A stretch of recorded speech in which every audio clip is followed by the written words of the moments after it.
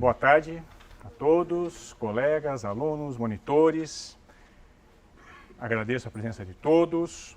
Bom, como eu disse para vocês, o ponto de partida, a motivação, foi constatar que alguns recursos técnicos básicos, que valeriam para todas as carreiras, aqui da FEFELESH pelo menos, não estavam imediatamente disponíveis para muitos alunos ingressantes. E deveriam ser, então, metodicamente treinados. Essa era a resposta institucional. Bom, vamos acentuar que a formação em humanidades, quando bem sucedida, favorece, entre outros tópicos, a sedimentação da autonomia intelectual e do espírito crítico. De certo modo, essa é uma das principais metas da nossa formação aqui. Tudo bem? Formação em humanidades deve almejar espírito crítico, autonomia intelectual.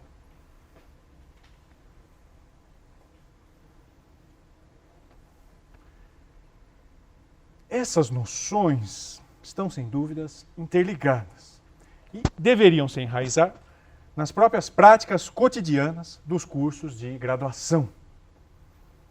De maneira que, ao final desse período, esses resultados estariam amadurecidos, sem grande sofrimento. A ideia é, trabalhando corretamente, trabalhando sob certos métodos, desde o início, espírito crítico é algo que vai amadurecer. Não é algo que você vai ter que buscar desesperadamente sem saber bem o que é. Porque há uma maneira de estudar que favorece o amadurecimento, o florescimento, se quiser, dessa atitude.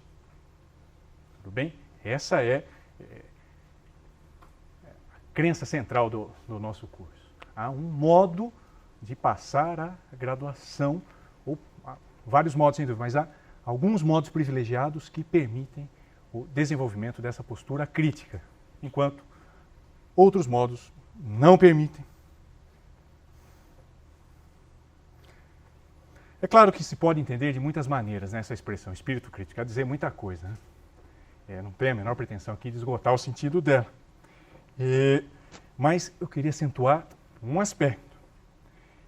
O crítico da expressão, espírito crítico, né, quando se diz essa pessoa tem espírito crítico. O que se quer dizer com isso? Muitas coisas, é verdade, mas me parece que uma coisa é central.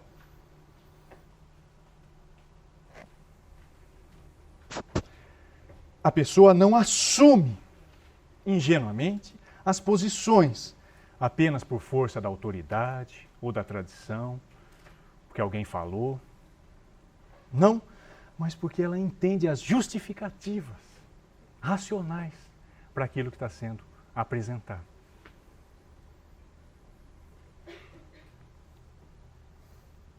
Tudo bem? Vamos marcar isso. Essa ideia do crítico como uma orientação, um modo de pensar, né, que podemos desenvolver desde o primeiro dia aqui da nossa graduação. Um modo de pensar que não assume posições apenas por autoridade ou tradição, mas vai buscar as justificativas racionais. O crítico pode ser muitas outras coisas, mas isso é central. Então, alguém formado com o espírito crítico é capaz de remeter os principais tópicos e doutrinas da sua área de atuação às fontes de legitimação. Por que é assim? Eu entendo por que é assim.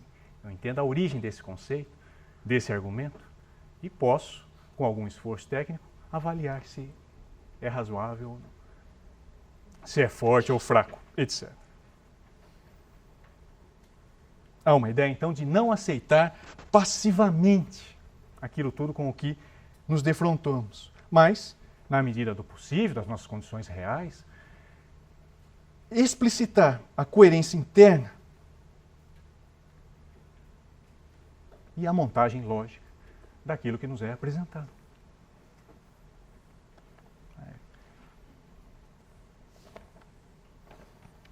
Além disso, essa ideia de autonomia intelectual também quer dizer muitas coisas mas num sentido mais simples, mais próximo aqui ao nosso trabalho, quando se diz essa pessoa é autônoma intelectualmente, provavelmente se quer dizer é alguém capaz de avaliar de modo racional as variantes teóricas da sua área de atuação e é capaz de escolher diante de situações diversas qual esquema teórico aplicar, por que esse conceito se aplica melhor a essa situação, etc, etc. Qual argumento montar, ou como construir uma objeção, etc, etc.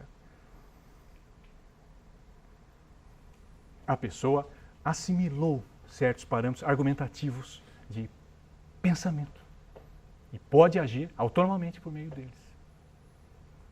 Tudo bem? Vamos marcar isso no esquema. Então, a autonomia intelectual, essa ideia de avaliar as possibilidades teóricas disponíveis diante das circunstâncias, de contribuir para o avanço de algumas delas.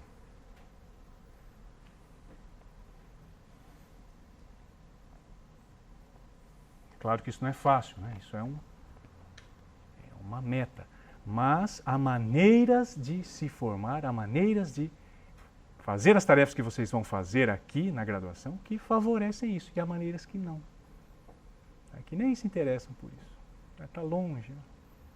Né? Essa é a questão. Nosso curso visa dar maneiras, não são as únicas, há outras maneiras, mas pelo menos algumas maneiras bem concretas de fomentar essas atitudes já no correr dos cursos. Já no correr da graduação.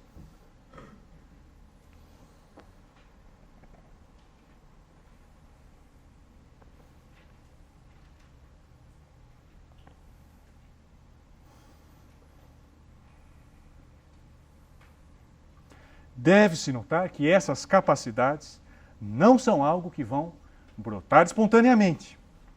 Muito menos vão aparecer simplesmente porque se é aprovado nas disciplinas.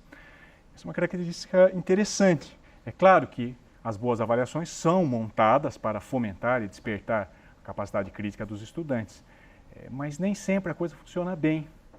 Muitas vezes os estudantes conseguem encontrar meios para passar com o mínimo de energia possível. E vamos ligar o modo 5 e vamos 5, 5, 5, 5, 5 e vamos passar e nos formar. É possível, a instituição permite.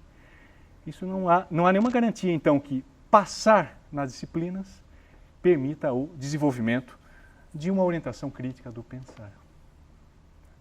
Simplesmente, então, a aprovação formal não é uma garantia suficiente para atestar o desenvolvimento dessas capacidades.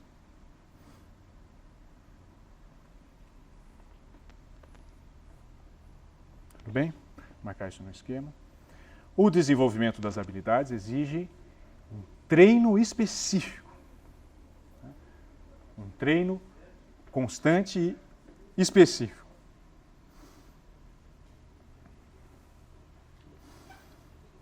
E aqui podemos, então, retomar aquela motivação que congregou os professores a montarem esse curso.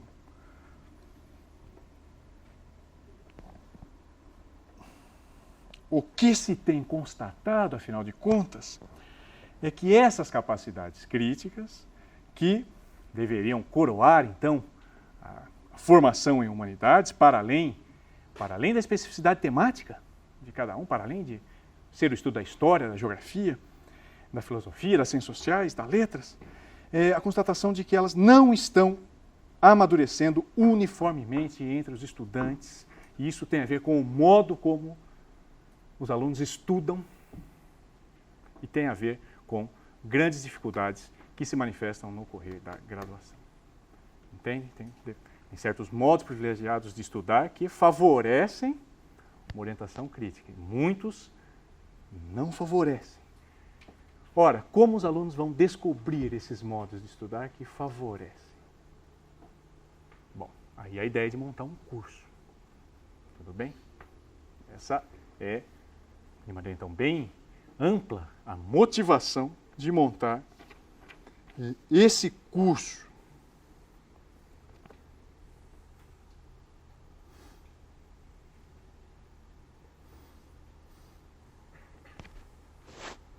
só marcando isso no esquema, né? Há maneiras específicas de desenvolver essas habilidades no exercício das práticas corriqueiras da graduação. Essa é a nossa ideia nesse curso. Não é que tem que fazer algo a mais. Puxa, mas eu já tenho que fazer tanta coisa, tantas disciplinas. Não, é um outro modo de fazer as mesmas coisas que você faria, mas simplesmente com técnica, com método, com um horizonte de resultados bem mais claro. Essa é a ideia de capacitar os alunos nessas habilidades mais básicas da nossa formação. Não é fazer algo a mais, é fazer diferente o que vocês terão já de fazer no correr de 4, 5, 10 anos. 10 não, né? Espero que não.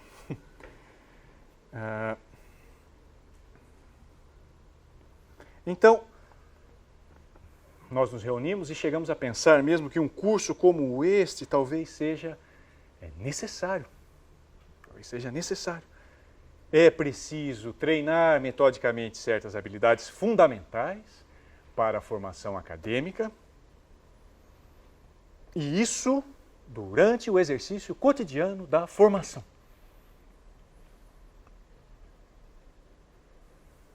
Bom, vamos ser agora mais específicos, vamos dar um passo rumo ao concreto. Mas de que habilidades ele está falando?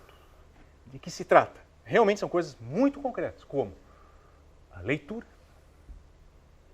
a escrita. Claro, na medida do possível, isso nós não vamos treinar nesse curso, mas fica um horizonte, treinar a expressão oral também. Muitos de vocês, ou quase todos, estão se formando para dar aulas. E aí muitos nunca deram uma aula, às vezes nunca dão uma aula e de repente já vão passar para um concurso para ser professor. Essa é uma outra questão, mas é preciso treinar também a expressão oral. Tudo bem? Mas são 3 coisas que nós já fazemos, nós passamos o dia inteiro fazendo aqui na faculdade, lendo, escrevendo, falando. É isso que tem que ser treinado de um certo modo específico. Não é nada além do nosso bom e velho uso da linguagem, mas agora metodicamente moldada. Tudo bem? Vamos marcar isso no esquema então, né? Habilidades básicas a serem treinadas em vista da formação crítica.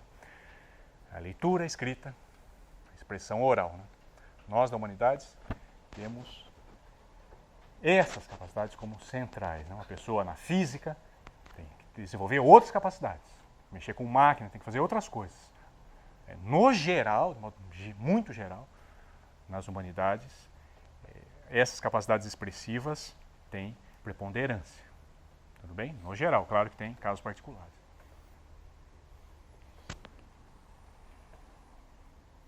Isso ocorre porque o material básico sobre o qual a formação em humanidades ocorre. Qual é o material básico? É texto. O que é se formar? É ler um monte de texto. Passar 4, 5 anos lendo textos. O que vocês vão fazer na disciplina? Ler textos. E depois, se entrar numa pós-graduação? Ler mais textos. E aí aprender também a escrever. À medida que você vai lendo, você vai ganhando recursos expressivos para escrever um pouco melhor. A formação nas humanidades é quase toda isso. Eu diria que em filosofia é toda isso. É uma disciplina quase que totalmente conceitual. Aí tem disciplinas que são menos, né? Lógico, a geografia tem a geografia física, tem aspectos da natureza, lógico, tem particularidades. Né? Mas, no geral, a formação se dá pelos textos. É o material que veicula o conhecimento, é o material pelo qual nós aprendemos. E é o material pelo qual nós vamos também nos comunicar se conseguirmos entrar no campo, na área, para propor nossas modestas contribuições com o tempo. Vai ser por textos. Nós vamos escrever textos, artigos, livros, etc. Então, o texto é central na nossa formação. Não é particular, não é algo lateral, é algo central.